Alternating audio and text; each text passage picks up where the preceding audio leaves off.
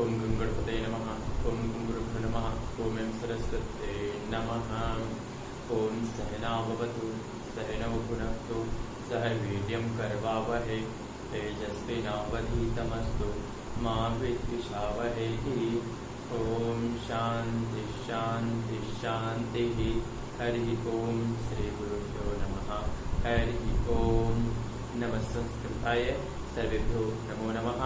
आप सभी लोगों का हमारे इस संस्कृत की कक्षा में हार्दिक हार्दिक स्वागत है। आज हम यहाँ पर पढ़ने वाले हैं संधि प्रकरण। संधि किसको कहते हैं और संधि के कितने भेद होते हैं, हम यहाँ पर इसको देखने वाले हैं। तो सबसे पहले हमें ये देखना है कि संधि किसको कहते हैं। मिलने को, मिलाने को, जोड़ने को संधि कहा जाता है।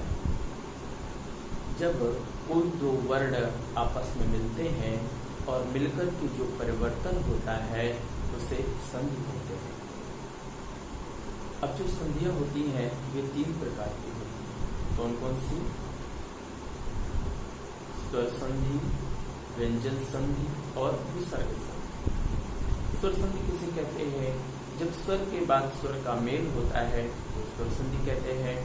व्यंजन संधि किसको कहते हैं? जब व्यंजन के बाद स्वर अथवा व्यंजन का मेल होता है तो व्यंजन संधि होती है। विसर्ग संधि किसको कहते हैं? जब विसर्ग के बाद स्वर अथवा व्यंजन का मेल होता है तो वहां पर विसर्ग संधि होती है। चलिए यहाँ पर हम इस संधि प्रकरण को एक बार फिर से देखें। यहाँ पर आप देख रहे हैं कि संधि के 3 प्रकार होते हैं। एक होती है स्वर संधि, दूसरी होती है व्यंजन संधि और तीसरी होती है विसर्ग संधि। स्वर संधि किसको कहते हैं? जब स्वर के बाद स्वर का मेल होता है तो स्वर संधि होती है। व्यंजन संधि किसको कहते हैं? जब व्यंजन के बाद व्यंजन अथवा स्वर का मेल होता है तो व्यंजन संधि होती है। विसर्ग संधि किसको कहते हैं? जब विसर्ग के बाद स्वर अथवा व्यंजन का मेल होता है तो विसर्ग संधि होती है। स्वर संधि के कितने भेद हैं? आइए इसको यहाँ पर हम देखते हैं।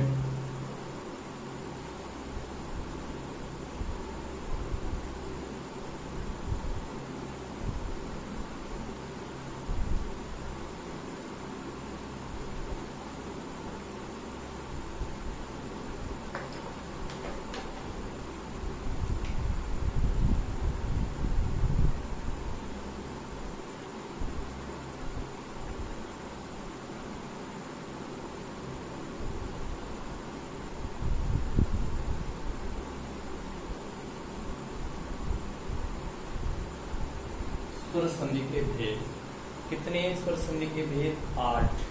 स्वर संधि के 8 भेद होते हैं। 8 भेद हैं।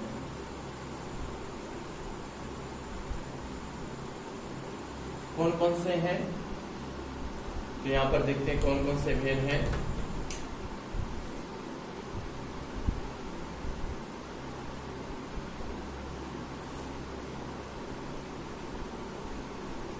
दीर्घ संधि,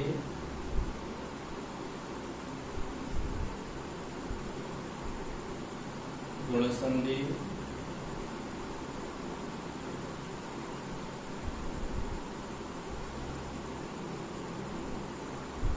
वृद्धि संधि,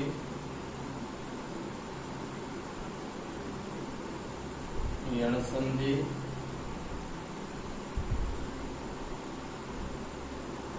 अयादि संधि,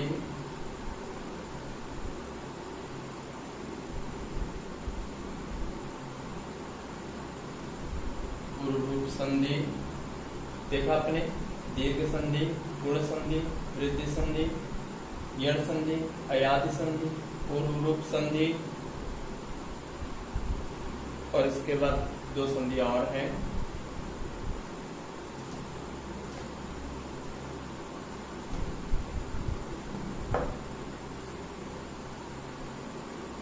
सातवीं है पररूप संधि,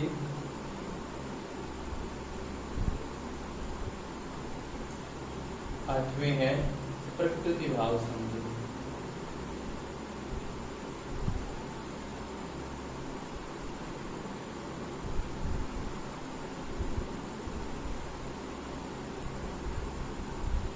तो हमने देखा था कौन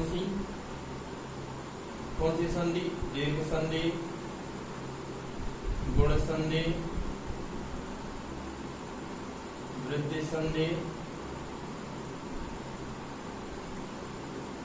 यण संधि, अयादि संधि, पूर्वरूप संधि। दीर्घ, गुण, वृद्धि, यण, अयादि, पूर्वरूप, पररूप, प्रकृति भाव। यहाँ पर 8 संधियां हैं।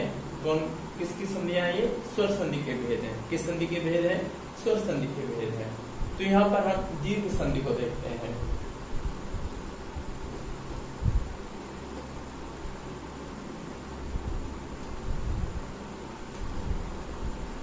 यहाँ पर हम दीर्घ संधि को देखते हैं।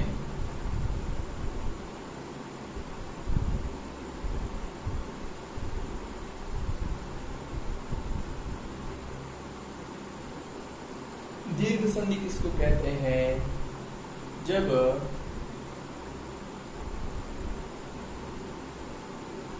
ह्रस्व अथवा दीर्घ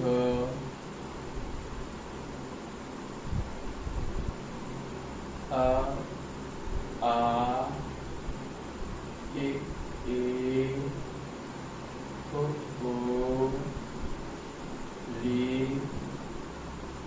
रे। जब ह्रस्व अथवा दीर्घ आ इ उ री के बाद ह्रस्व अथवा दीर्घ, ह्रस्व अथवा दीर्घ आ इ उ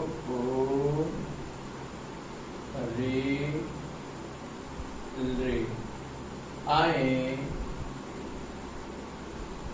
तो दोनों को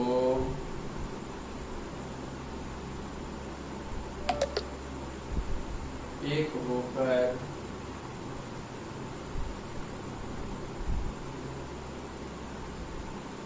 दीर्घ हो जाता है।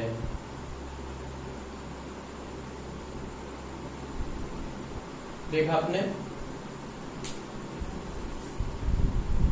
जब ह्रस्व अथवा दीर्घ आ इ उ री के बाद ह्रस्व अथवा दीर्घ आ इ उ री आए तो दोनों को एक होकर दीर्घ हो जाता है। तो चलिए यहाँ पर हम एक उदाहरण भी देखते हैं।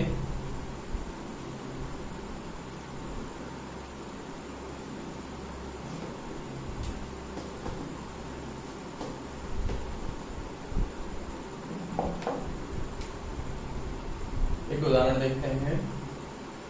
उदाहरण विद्या प्लस आलयः। यहाँ पर विद्या है जिसमें आ स्वर लगा हुआ है, यहाँ पर भी आ है। पूर्व पद का अंतिम वर्ण, उत्तर पद का पूर्व वर्ण, इन दोनों को मिलाया तो दोनों को एक होकर बन गया आ। तो क्या बन गया?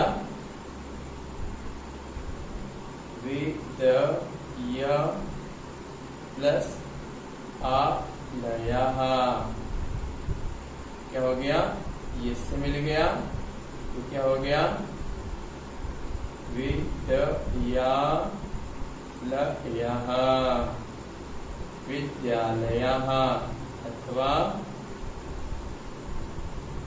विद्यालयः, विद्यालयः। तो ये आपका बन गया विद्यालयः।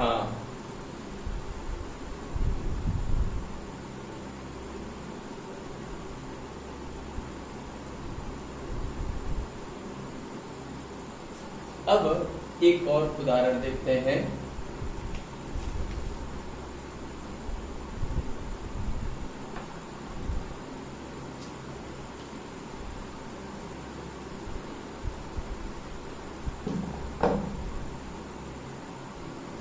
दैत्य प्लस अरबी,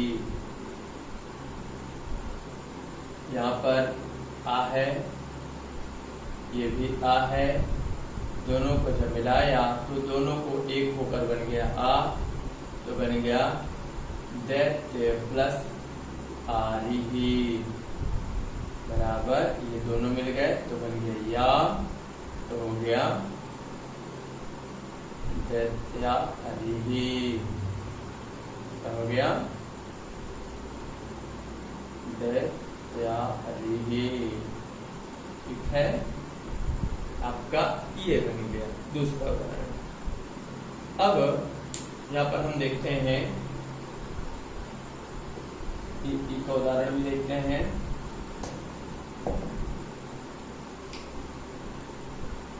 इति प्लस इव, यहाँ पर ता में ई की मात्रा है तो अंत में है ई, ये भी ई है। अब ई जब मिल गए तो दोनों हो गया दीर्घ ई, तो बन गया ई व। अब ये इससे मिल जाएगा तो बन जाएगा टी व बराबर इतीव। ठीक है, ये बन जाएगा इतीव। अब एक और उदाहरण भी देखते हैं।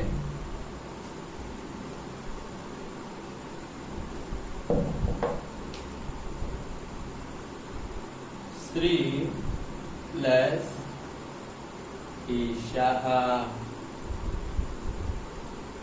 यहाँ पे श्रा ई प्लस ईशाह लिखा हुआ है, ये है और ये है। इन दोनों की को जब मिलाया तो बन गया दीर्घ ई, बन गया श्रा ईशाह। अब ये मिल गया तो बन गया श्री, अब ये शाह इसमें मिल गया तो बन गया श्री शाह। ठीक है, तो ये हमारा दीर्घ संधि का उदाहरण था। एक और देखते हैं।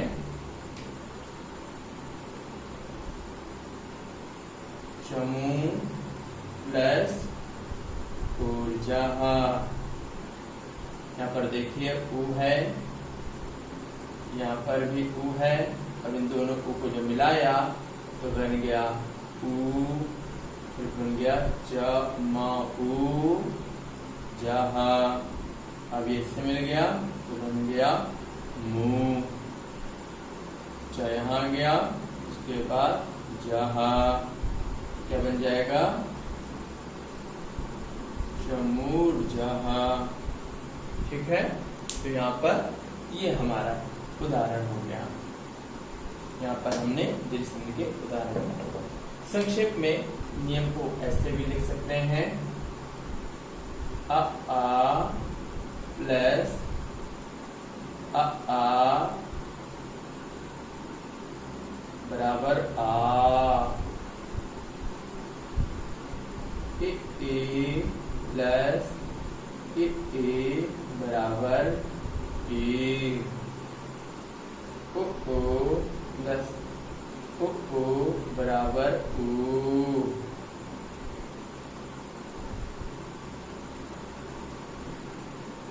री बराबर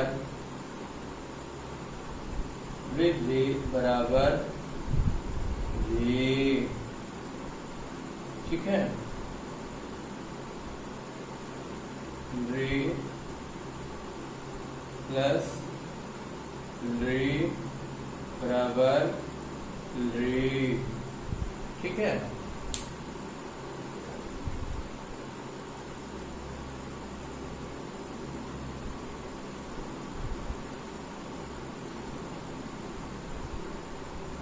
तो यहाँ पर हमने इसको देखा। वैसे इस ली का उदाहरण ज्यादातर नहीं मिलता है, इसलिए इसको यहाँ पर हम नहीं लिखेंगे। ठीक है, तो यहाँ पर हमने देखा, क्या देखा हमने? दीर्घ संधि के नियमों को देखा, दीर्घ संधि के उदाहरणों को देखा। अब अगली बार हम अगली संधि को पढ़ेंगे। तब तक के लिए आप सभी लोगों को नमस्कार।